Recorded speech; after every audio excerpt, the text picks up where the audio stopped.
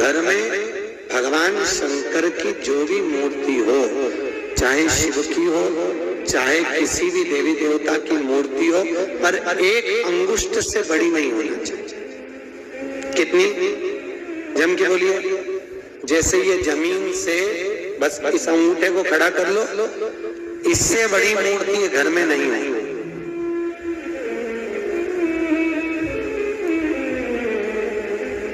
अगर इससे बड़ी मूर्ति हमारे घर में होती है तो उसको सेवा की जरूरत मंदिर जैसी पड़ती है। कैसी सेवा चाहिए फिर? मंदिर जैसी।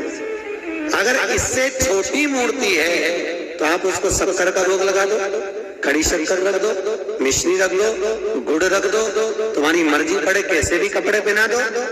अगर छोटी मूर्ति है तो भगवान को कैसे भी आप घर में रख सकते हो, पर इससे जहां मूर्ति बड़ी हो गई तो उसको बड़ी सेवा की जरूरत पड़ती है।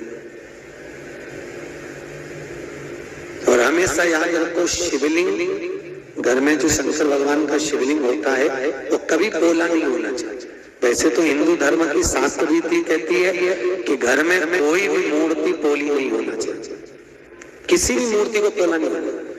लक्ष्मी जी हो तो ठोस हो, गणेश जी हो तो ठोस हो, देवी देवता लड्डू गोपाल कृष्ण राम सीता कुछ भी तुम्हारे घर में हो तो वो पोले नहीं होना, अंदर से खाली नहीं होना चाहिए। जो मूर्ति घर में पोली होती है उसके घर में 1 रुपए कमाओ 1.25 रुपए खर्च वाला काम चलता रहता है, कभी जिंदगी में पैसा नहीं जोड़ता। घर पोला की पोला ही रहे, कितना भी तुम कमा कर लाओगे तो भी घर में दिखेगा। और किसी किसी के घर में अगर मूर्तियां अगर ठोस है, मूर्ति अंदर से अगर भरी हुई है तो अगर 2 रुपए भी कमाएगा तो घर में बचत दिखेगी। और अगर घर में मूर्ति पोली है तो कितना भी कमाएगा तो खाली की खाली ही दिखेगी। कई लोग कहते हैं महाराज जी हमारे घर में बरकत नहीं दिखती है, मेरा पति कमाता, बेटा कमाता, बड़ा बेटा कमाता, खूब कमाता, पर घर में पैसा नहीं दिखता, घर में पैसा नहीं दिखता। तो टिके कहां से? जरूर तेरी तिजोरी में, जरूर तेरी पूजन में कोई लक्ष्मी जी की मूर्ति या गणेश जी की मूर्ति या किसी देवता की मूर्ति तोली होगी, इसलिए घर में लक्ष्मी टिक नहीं, घर में पैसा बन मूर्ति ठोस। कैसी मूर्ति होना चाहिए? जम के बोलिए। ठोस, पोली नहीं होना चाहिए। तो महाराज पोली मूर्ति का क्या करें?